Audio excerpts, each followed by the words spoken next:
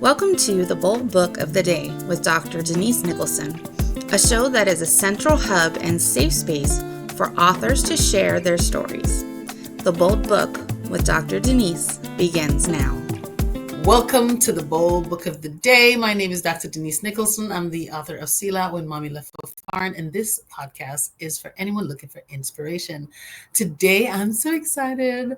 I'm bringing you the voice, the story, and a powerful, inspirational woman. She is Dr. Stephanie Chambers, and she is brilliant and the author of Stop Shrinking Back, published by us, of course. Welcome, Dr. Stephanie.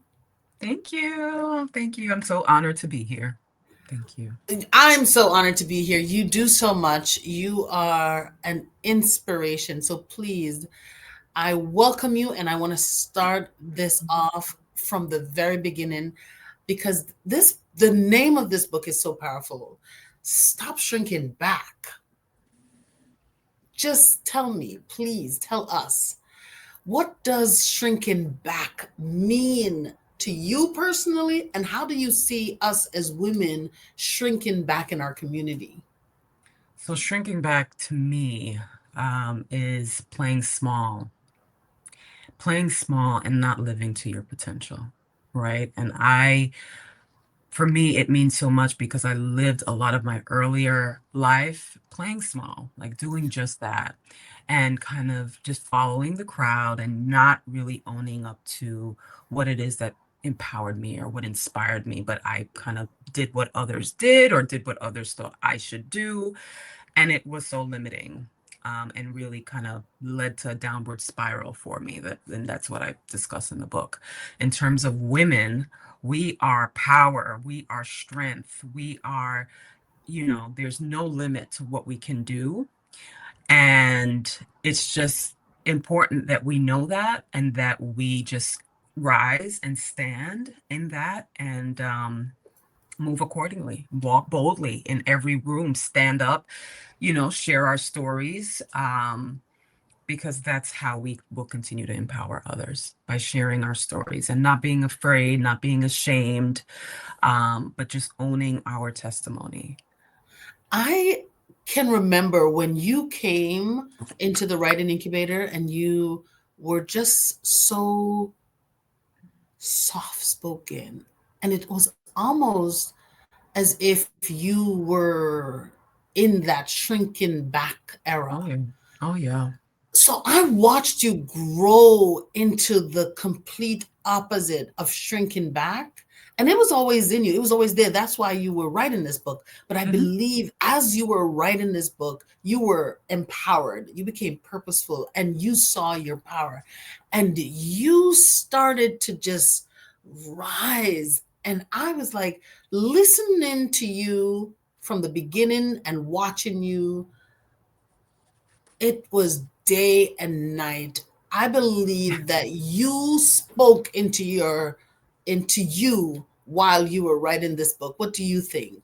Oh man, yes. Even to this day, even as we speak, Denise, I say that this book is my accountability partner. And Mm-hmm. while the strength has always been there, the spirit has always guided me. I have accomplished so much.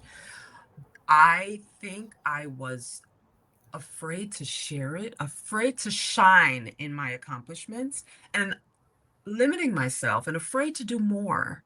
So fear really, it was stifling me. And I think once I decided to become an author, once I partnered with you on this journey to share my story, something just clicked.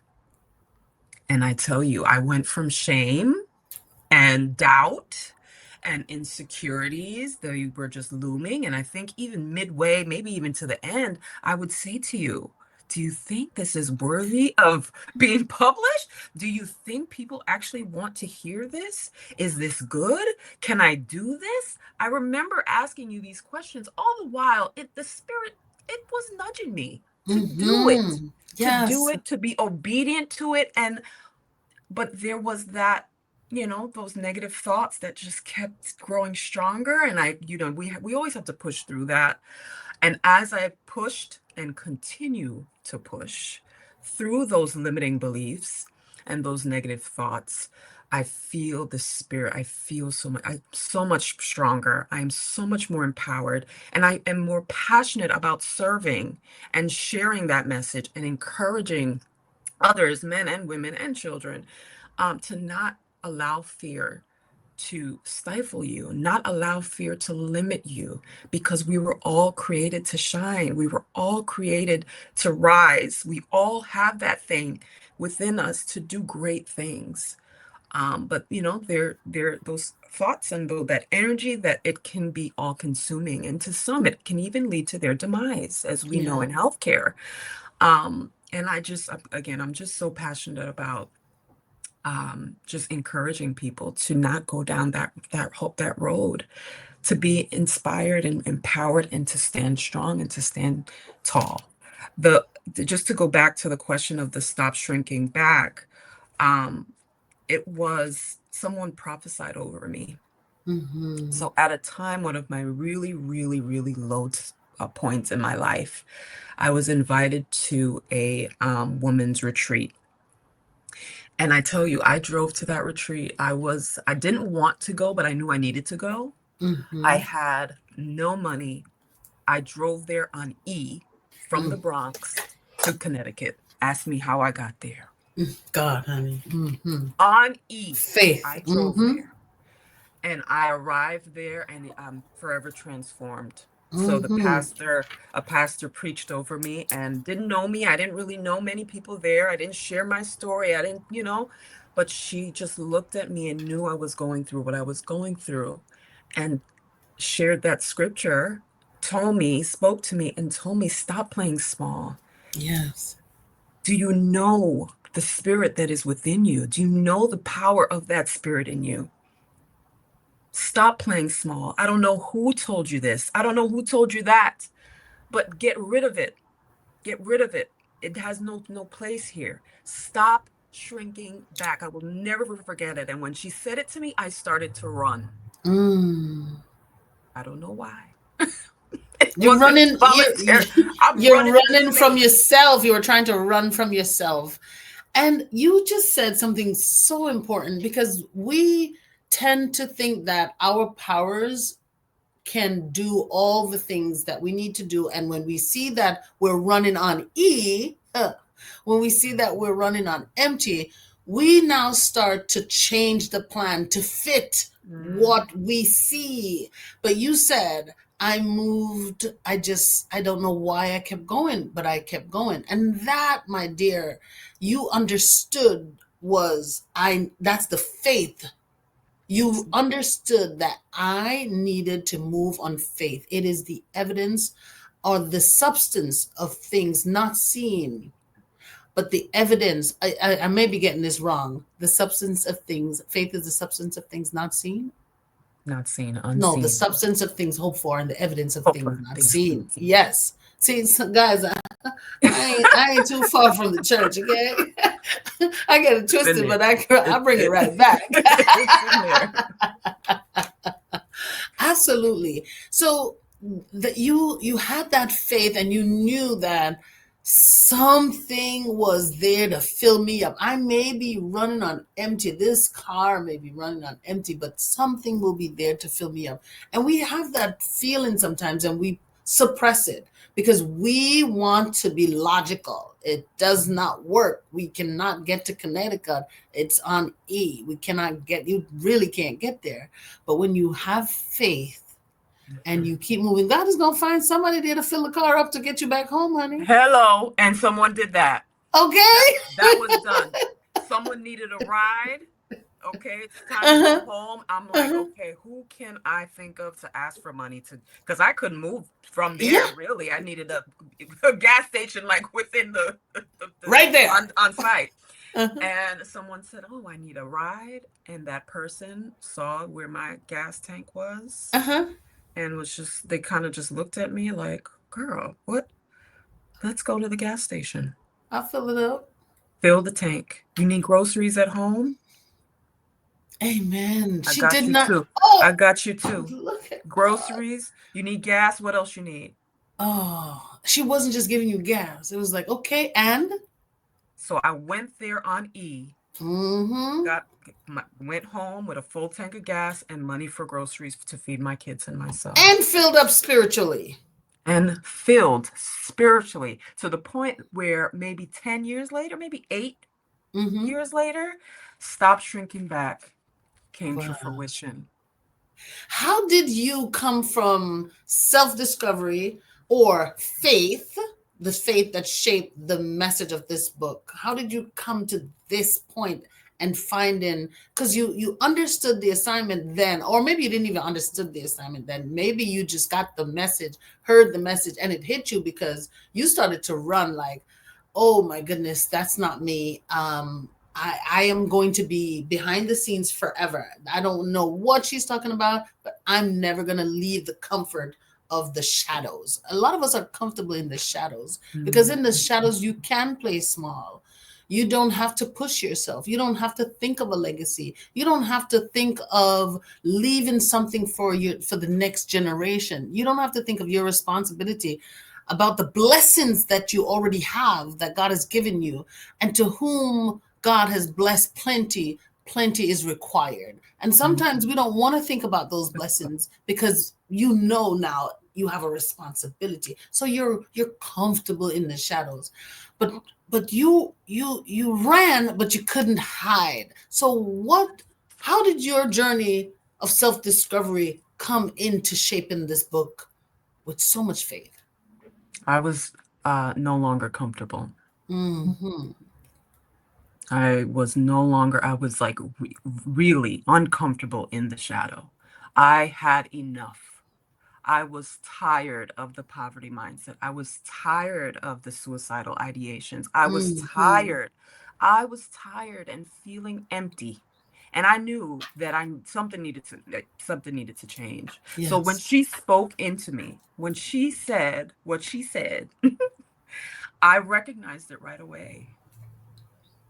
At first, I have to tell you, I think I felt I kind of was just triggered, like maybe not triggered, but I was kind of like, wow, she sees me. You don't know me. How do you see this? Is this really happening? There were questions. And then I think around the time I started to run is when I recognized all the moments that I played small and shrunk back. I mean, going back to the decisions that I had made in relationships, what the decisions I made in with regard to my finances. I just was able to recognize all those areas in my life where I did shrink back and how that was no longer, it hasn't served me and it no longer was going to serve me. Yes. So, yeah. What does you said that you were just tired of, you were just tired. You were just sick and tired of it. What does that look like for a mom or a woman at home hearing this message of stop shrinking back, feeling some tiredness, but not quite sure how to identify it? One of the things that women of our race have in Hmm. common is that we we think we're supposed to do all the things by ourselves, and that's also one of the things that holds us back. So what does it look like for a woman to feel sick and tired? What did it look like in your life? Depression. Hmm. And what did Depression depression look like? How disguised. did it manifest? Disguised. So it honestly, I hit it very well. So Mm. even in writing my book and sharing the suicidal ideations and the plan that I had, everyone was shocked. Yeah. Even my mom. My mom couldn't she couldn't finish reading the book. Mm. Not her She baby, even not you. now, she's just like, how could I not know this? How did I not know? Yeah. Because I put my makeup on, I put my white coat on, I Yeah. showed up.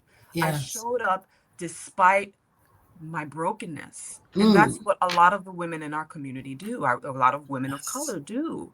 We Yes. show up even though we are on E. We show up with that gas tank on E. Yes. We Everything show on up with E the with an cookie car, empty you know. cup.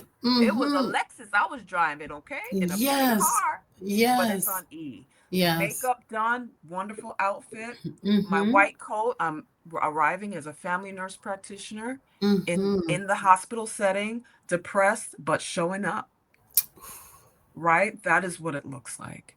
And I think of the scripture where it speaks about like an empty vessel. Like I think Mm-hmm. the reference was to the Sadducees and the Pharisees, not really fully in context, but that they were so fixated on the outside of, their outside appearance and the outside, what they thought people would see that would make them holy, but inside there was not much going on. Inside there was filth. They had long Yes. tassels on. Their tassels were long, hanging to the floor, which shows that you were of the chosen people, but inside was not well. And That's, that is how I was showing up. I was unwell, but you would never know from the surface because I made sure that my hair was always done. I made sure I always had a smile. I made sure I was always kind and compassionate in everything I do. While I was desperate for healing, healing and fullness. I was weary. And I think also what has helped me, the more I have grown in the word, still growing in the word, is knowing that we are not meant to carry all those burdens. no. He says, "Come to me, those who are weary. I will lighten your burden." Yes. And I was, a lot of times, especially women leaders and entrepreneurs, and, we are controlling and we do all the things. And um, I had and have to still remind myself it's important to surrender because Mm-hmm. I can't carry, I don't want to carry this. I think I have been carrying. I don't want to. And ultimately he is carrying it. I give it to him to carry and to help me navigate the complexities of life. Um, so I think as women, especially women in power or women leaders, especially, but all women, we have to remind ourselves that we were not, by design, we're not made to carry all the burdens. We're not. It's just not No. healthy. It is No. not well. It's not wellness. It is okay Yes. to ask for help. It is okay to lean on your community. It is okay to share your story and to be honest. It is okay to ask for money to put in your gas tank. Mm-hmm. Yes. Because you know that you're running on empty and you're going to run dry Exactly. if you just keep on keeping on. I wanted to touch on some of the emotional signs that we miss in women. We miss them even among other members of the family, but mostly we miss them in the mothers and the women that are playing those nurturing roles because they keep on giving, but they may have some persistent sadness and or feeling of emptiness, and they are not pinpointing that in relation to if it continues, it moves from just simply sadness and emptiness to depression. So I wanted the woman in the room that is listening to think about these signs or yourself. And if you're noticing that you're constantly feeling sad and sometimes you don't even know what you're sad about. It's just a Mm, certain time of day and now you're starting to feel sad or just low most of the time. That is a sign that you need help, you need support, and you don't need to shrink back. You mhm, need to stand up and advocate for yourself and say, you know what, I cannot do the usual things that I'm used to doing around the house anymore. I'm going to need some help. mhm, Stand up for yourself. mhm, mhm, It's tough, but one day, we are going to get there. We're going to get there where women feel the safe space to talk about their feelings and not run empty, not run yourself dry emotionally, spiritually, and physically. Physically, So yeah. tell me, you emphasize courage, and I know you talk about authenticity. Um, what are daily things that we can do to not shrink back? I think it's important to affirm the word of God. I will always Okay. bring it back to the word of God. Mm-hmm. Um, it is important to start your morning with that affirmation and to start Mm-hmm. also with stillness. I think stillness is important, especially for busy Mm-hmm. bees like myself and you, I know. It's important to be still because in that stillness, we can be aware. We can kind of the things that we may be anxious about, the things that may be bothering us, the things that we may have questions about, our fears, all the thoughts. In that stillness, we're able to kind of hear it all. Mm-hmm. We can hear it. It's Practice important to stillness. just hear it first and Mm-hmm. be aware of it. And then you move to the affirm. Once you can affirm, especially the word of Mm-hmm. God will counter all those negative things that came to mind in your that still moment. Yes. It'll it'll quell it and you're able to kind of move past the affirmation with more clarity. Yes. And believe. A lot of times we start saying affirmations because we want to develop ourselves, but we don't believe it. But it's okay. You don't need to You will. believe it. You just need to say it. And the more you say it, the more you'll start to believe it. Right. There we go. Yes. Right. So There's so just much just power say in that. that. Just say that. Just say your There's so much affirmation. power. Do you have a testimonial of someone who read Stop Shrinking Back and they just went total opposite of what they were before reading the book? Um, so I know maybe you have the plenty. I know so because I. recently I was on another Zoom call for the book. It was with a book club, and one of the ladies actually read the book. She's actually very close to me and was also very surprised by what she read Yes. and what she learned about my journey. And she was able to share that that helped her. She was always comfortable, she's a doer, she's intelligent, she's professional, and within her scope of her line of work, she would kind of play small. She was behind the Yeah. scenes, doing all the things, Mm-hmm. but always wanted to kind of remain behind the scenes. So after reading the book, an opportunity came to her where someone wanted to write an article about her. And she said immediately she wanted to kind of say no, like, no, no, no, choose somebody like, that's not what she would want to do. That's not in line with what she has done. But she Mm-hmm. remembered the word, she remembered what she read, and that caused her to say, you know what? I'm not going to Yes. shrink. Yes, you can write that article. That article's written and Transformation. she shows Yes. up in that article beautiful and golden in her yellow shirt. And she's just like, after reading the book, I was reminded that it's okay to not play small. It's actually important that I move up to the front. Yes. Do what I So need this to do. book was written to transform people, as you can hear, guys. What's your favorite chapter in the book? Grand Rising. Ah, you say that Hello. every single time I ask you. You say Grand that. Rising. Because that is where I'm in that chapter right now. Yes. I am in that chapter. Yes. And Yeah. it's so funny that I woke up with that in mind, like in Mm-hmm. terms of like how I'm going to greet it. It just grand rising. Yes. It is grand as we rise, as we stand, as we walk in our strength and in our authority. It is grand. What was And the I'm in most it. I'm difficult in it. part of writing that chapter? It was so you remember. So that's why you remember because I that so the book was mostly written already. It was sitting in all my journals. It was sitting in my notes section of my phone. Like I had things written as I was going through what I was going through. I just always journaled and wrote. That was my form of therapy. So it was mostly written. That chapter was hard for me to finish. It was the most ink. I think there's maybe a paragraph or two Mm-hmm. when I submitted everything for publishing, because I hadn't fully activated yet.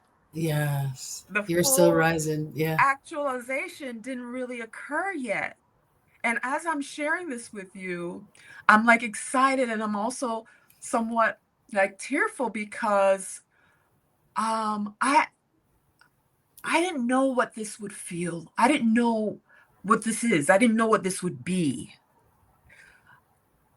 And I feel as though I know I'm operating outside of myself. This is not really my as I'm rising personally, as I am Yes. rising, there is a spirit that has taken over.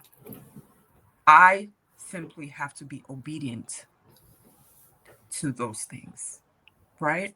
Mm-hmm. So even in planning a seminar, I don't know if I wrote that in the chapter, but that is one of the ways I rise. I rise to empower. I'm rising to serve.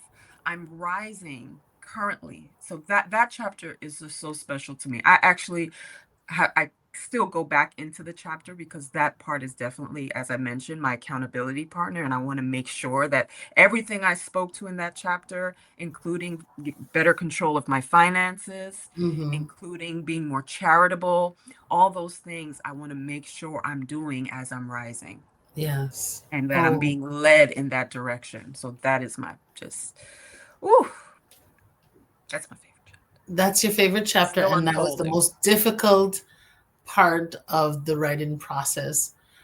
Now, I want to hear your story because you talk about your mom, so she's a part of your life.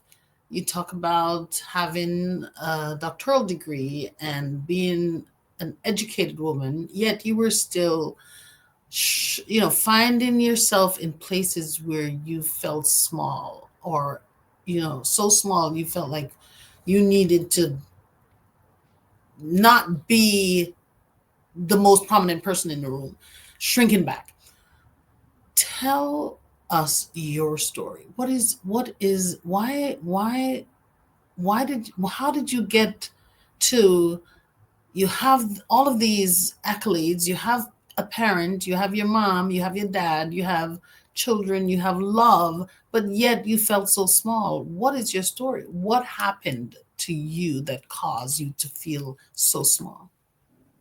I believe it started in childhood. There, a lot of the scars that carried through as I became an adult surfaced in early childhood. Childhood trauma, I guess, or childhood scars that I never really addressed, and that even today, I think it's kind of difficult to talk about. You don't hear many conversations about it, and that is colorism.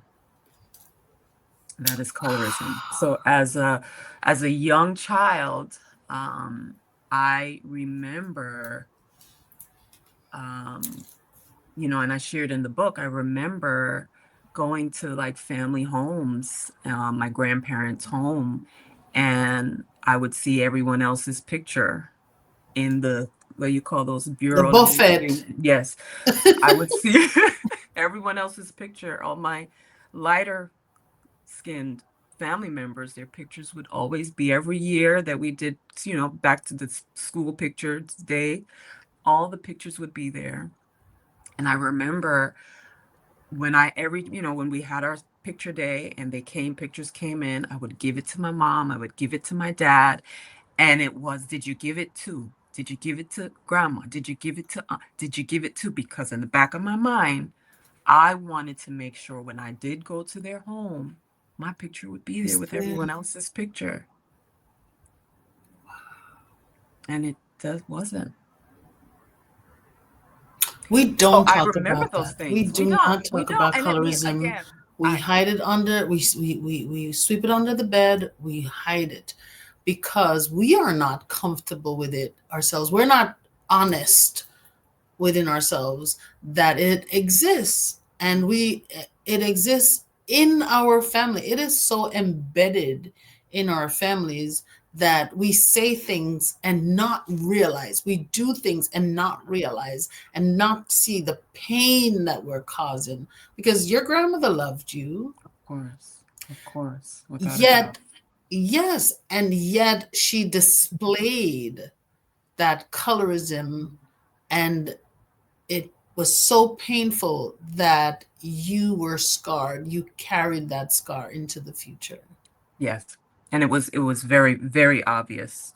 Hmm. Um, and I never spoke about it. I just kind of grin but it was very painful. And, I think as I started to also get older and I would, was in the starting to date and navigate that high Hmm. school, elementary and high school, it was, do you have any friends? Do you have any lighter skin friends? It was kind of like, so then that So, it was just triggers. hmm. Like it was, and I, again, never shared how it made me feel. But obviously you feel less than. You're not validated from an early age up until your teenage years. Even Hmm. then, it was just always very painful. The name calling sometimes, the blackie, Hmm. it was just, again, once people would call me the names or, you're pretty for a dark-skinned girl. Oh, that used Hmm. to just drive me insane. Yes. What does that mean? But um those things, yeah, I never nipped it in the butt. I never said, that actually is painful. That actually hurts me. Or please don't call me that. Yes. Um until I got older and Yes. had my children. So once I had my children, and I have to admit something which is crazy, but and I don't think I've mentioned this to anyone. When I started to have children, when I was pregnant, I said to myself, not so much with my sons, but when I knew I was having a girl, I said to myself, I hope that she's not of the darker shade, so she doesn't have to endure what I did. Mm. Though, because the world, not only within our race and other people of color, but the world seems to be less accepting of our hues, especially the darker hue. So true. So I prayed that she would not have my complexion. It's weird to say, admitting that, but that's the Hmm. level of pain that, I experienced, and I didn't want that for her. Yes. Thank you for being so transparent and bringing that to light here because it is something that is passed on.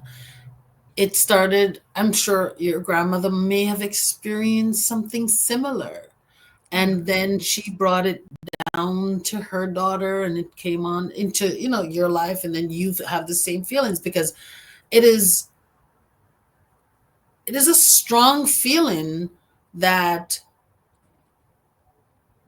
people are going to treat your dark skinned child different. You know that, you feel it, you see it. Hmm. And the shrinking back started when grandmother didn't put your picture in the buffet. She didn't display your picture like she did the others. And we don't know why, but the shrinking back started there. You did not feel displayed. And so it was hard for you to display yourself, to put yourself out there, to come from behind and put yourself out front and front and center. Although you knew you deserved to be front and center, and that's why you were so ambitious, putting yourself out there because you knew I have so much to give to this world. I am And worthy. you knew you were worthy. You wanted I to am worthy. share your worthiness with the world, but the triggers, the people who would say, call the names. Now, have you mastered those feelings, those triggers where they no longer trigger you like they used to. I would say no. I Mm-hmm. haven't mastered it. It no longer is as painful Mm-hmm. as it is. I have accepted my dark hue. I have Mm-hmm. accepted my kinks and my coils, which is kind of hidden with my braided hairstyle. Uh-huh. I've accepted my forehead. I was told Uh-huh. not to get this hairstyle because it shows off my forehead. It And makes my look how head you look look big. nice and pretty. And Cha. I said, you know what? No, I am. This Mm-hmm. is who I am. Yes. He calls me worthy. It's not Yes. what the world says. It's not what the slave masters told us, because that's where that's from. Came from, yeah, the deep roots I of am worthy colorism. because he calls me worthy. It Mm. doesn't matter the shade. We are worthy. He calls us worthy. Yes. So, have I mastered it? Maybe not, just because the flesh every now and then it's just ugh. Like if someone whatever. But I'm I'm I think I'm good. I'm Mm-hmm. good. I'm good in who I am. Yes. So part of mastering who we are and mastering those triggers is because your future self relies on you becoming the person that can give so much to this world. And so you have a dream, but every time you get triggered, uh, or every time you get rejected, or every time you feel attacked, or every time, you know, someone has a negative opinion of you, you you flash back to those feelings of feeling insecure, and the future self cannot Mm-mm. be its best self with insecurities. No, no. So so I want you to think about that and start to silence those noise by saying the words that trigger you. And some of them you may not want to accept. So you throw those out, you master it, you say it, you say it, you say it, you say it. You look in the mirror and you say it until you are no longer crying when you say it. But some of them, I want you to say it and say, yes, that is me. Hmm. And it's okay. Hmm. That is definitely where I am. Yes. So now when if that were to come up, or not even only with regard to those childhood triggers, but Yes. if someone uh you know I guess triggers another insecurity, or just something that normally, because normally had I not been where I am now, I would have responded to the triggers by Uh-huh. retracting. Oh, Now I yes. feel like I'm being catapulted in whatever it is. Oh, you said I can't do that? Oh, Uh-huh. you said I'm not enough. I'm not qualified for this position. Yes. Oh, you think I'm a black female, I can't get to watch me. Mm-hmm. Now in my grand rising chapter, now it's like nose. I think I posted something the other day where the nose, I look at nose like, oh yeah, you really? Watch me. Oh, it just stirs. It's like a stirring, and it stirs me to move forward. So no Yes. longer, yeah. So I am definitely more secure than before, and it's causing those triggers. So when I am triggered, it causes a a reaction that I'm not sure. Um, I don't know. It causes a really, I think, a positive reaction in me, where it just fuels me. It sets me on fire to do the thing that I've been told or being told I can't do. Yes. Yes. I so appreciate your honesty and your transparency because we we we don't in this community, we don't talk about those things. We don't talk about colorism. We don't want to look bad or have our parents and grandparents. These are people we love that loves Right. us. That, So yes. we don't It want to was talk about. those It was things. so hard to admit that. I took it, I would Yes. take it out, I would put it back in, let it go for a couple, Yes. because I didn't want my family member, I didn't want anyone to feel guilt. Yes.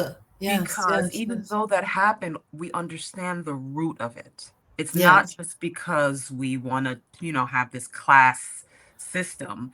It is rooted, deep rooted into slavery. And it thrives in silence. Yes, Colorism thrives in silence. So if yeah. we say nothing about it, then, we leave it for the families that come behind us, our daughters, Mm-hmm. to experience the same hurt, the same pain, the same Mm-hmm. shame, the same sadness. Mm-hmm. So when families or communities say things like, that's just how it is, Mm-hmm.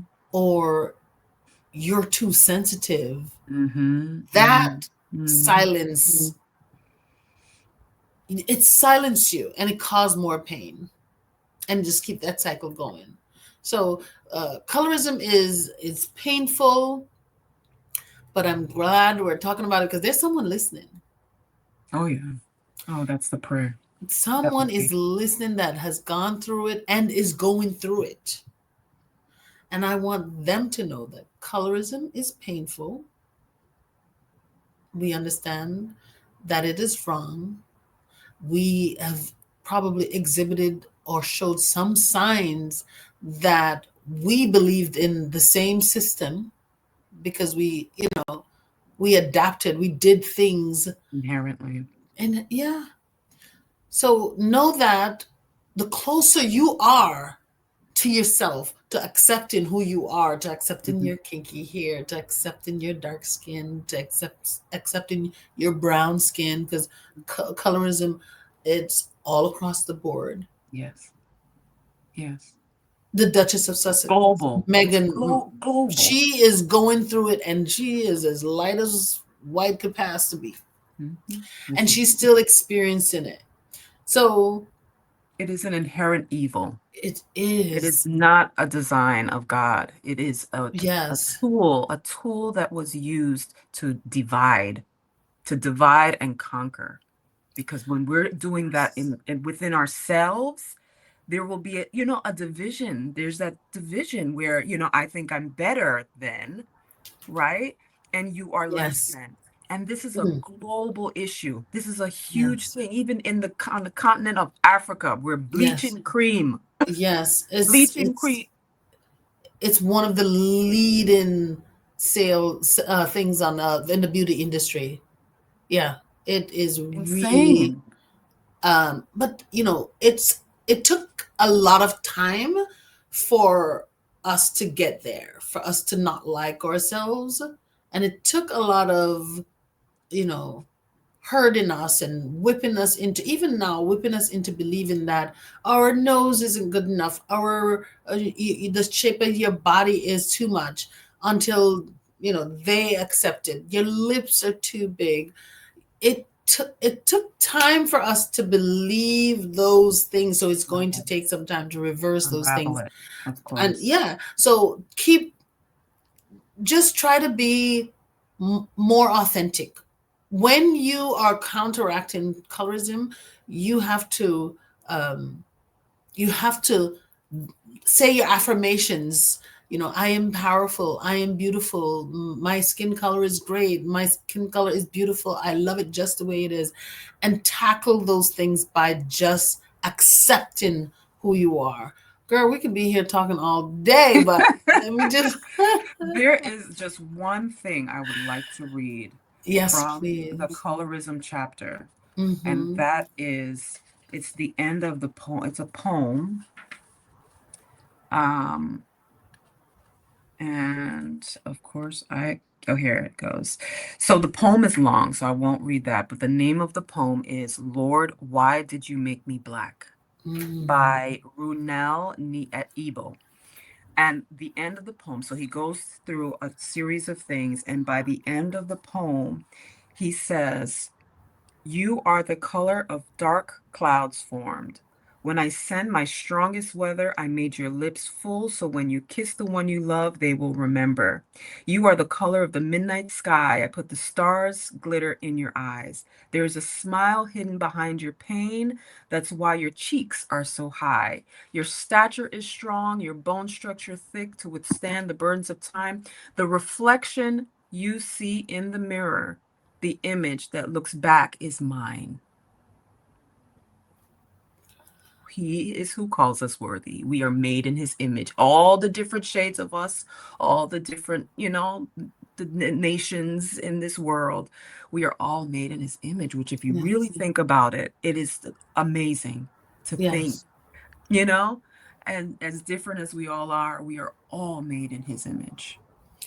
And you are all wanted, you're all worthy, you're all a part of God's kingdom. All you have to do is choose to believe and accept, and you'll be a part of God's kingdom. And you are all chosen. Don't let anyone tell you that you are less than any other group. You are all chosen. Yes. You just believe and You have a you bomb drop. accept. You have a bomb drop button. I have Huh? drop the bomb Just right drop the there. bomb. Yes, yes, yes. Where can we find you? Because I want everybody to get this book. I want you all you know, get this book as a gift for someone. If you think there is a person in your sphere that is shrinking back, this book is for them. Yes. Where So can they get this stop book? www.stopshrinkingback.com is where you can purchase your copy. You can read a little bio. That is where you can find me on IG. I'm also there under at your door. So underscore at your door. And that is where I promote health and wellness, because that is also what I'm very passionate about, which is Mm, dimensional wellness. And that's wellness, mind, body, spirit. So I provide primary care services in Westchester, New York. mhm. Um, and yeah, this has been an amazing journey. I thank you so much, Dr. Denise, for being that encouraging, empowering voice to remind me that yes, you can do it. And yes, you will publish. And yes, people do need to hear your story. Even if it's one Absolutely. person, you said, even if it's one person that It's is true. transformed by your Yes. story, then Yes. you did the work, right? That's Yes. why we're here. Yes. Yes. I am so very proud of you because you step up to the plate, somebody prophesied over you, and you stopped shrinking back. Look at you. You are having events. You are not just an author, because she's doing the whole thing, okay? You're creating a book business. Now this woman have a whole primary care business where she she takes care, she takes care of Hundreds people of and help them mhm. heal, put them on a plan of care that helps them to mend their body. And now she's taking on another world where she's helping you to mend your mind. So please do your part. The information is out there. Join the tribe. Where can they join your tribe? On Instagram. Okay. What's your name on Instagram? My name is S underscore at your door, or Laisumna, Mm. Laisumna, which is kind of complicated. It's kind of hard. But Okay, you can, but you have your reasons. So people, if you could spell it, write it down, and get on there and join the tribe. yes. And also, I'm sorry, your door to health and wellness.com. That That's is the easy to business remember. website. So Yeah. your door to health and wellness. That is where you can find me for primary care services and health coaching, and then www.stopshrinkingback.com. Period. Stephanie, I love having you. I can't wait for you to come back. But before you go, there are three questions that I love to ask all of my guests. So, what's one bold promise you can share with the audience? One bold promise will be I promise to serve authentically. I Mm, promise to serve you Um, yes, authentically. Authentically. That's beautiful. What's a bold statement that you can share that may cause a paradigm shift? So, if you don't mind, I would like to use scripture for that bold statement. Yes. So, this is Hebrews 10:37-39 in the Amplified Version. Mm-hmm.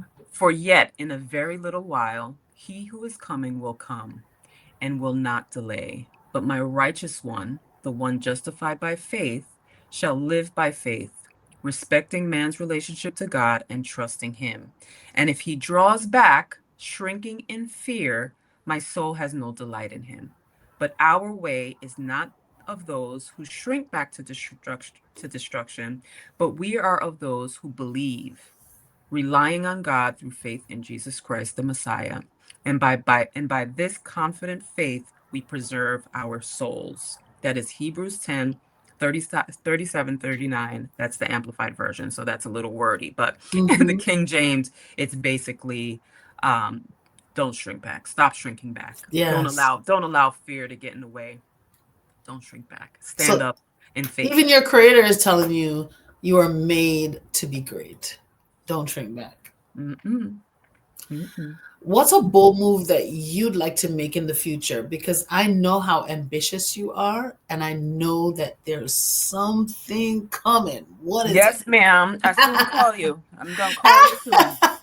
So tomorrow, this is currently one bold move is this women's seminar that I'm having Yes. tomorrow. This is huge. I am so excited again. I feel as though I'm being driven to do this thing, even up until how I'm arriving to the event. Oh, Um, to the event, it's just I'm excited. This is a bold move. That's for tomorrow. For the future, I'd like to publish a journal, an accompanying journal for the book Stop Shrinking Back. yes. And in addition to that, I am rebranding my business to be more virtual so I can offer services across the US. And I would also like to grace the TEDx stage. There you go. There you You're go. not That's all I could shrinking come up with right back. now. Oh That's all my I could. goodness, the mic dropped. Boom, where's the button? Press the button. For I now, that's where we are. wow, wow. I'm so proud of you. You keep up the good work. You're amazing. And when you're amazing, you can't go unnoticed. So thank Oh, you. thank you. Thank you for shining your light. Thank you for Oh, shining your light, for being just a source of hope, providing that source of hope for so many aspiring authors, because I'm already published, but you're still there. You still have your groups available for us that need support. So I thank you from the bottom of my heart. I also want to just thank my children. I have four beautiful children, and sometimes in the midst of all the things I'm doing, I fail to acknowledge them, and they have been here because I am a single mom. So, a lot of times I think I know they're proud of me and I know I inspire them, but I just don't want them to ever feel lost in all mhm. of the things, the accomplishments. So I just want them to know that I love them so dearly and they inspire me to be a better me as well. Beautiful. And I'm sure they are so proud of you. Thank you. If you are listening and you have a message, you have this nudge that there's a message that you have to share, just join our community. We have free class on Saturdays where you can just come in and learn how to write your book, how to get it out of your head. It's not easy. Okay, so you need some guidance. If you finish and you just need help or you just have a question, send me an email, authordnicholson@gmail.com, or you can join my community, uh, Instagram, on TikTok. I'm all over the place. Just look up Denise Nicholson and I'm there.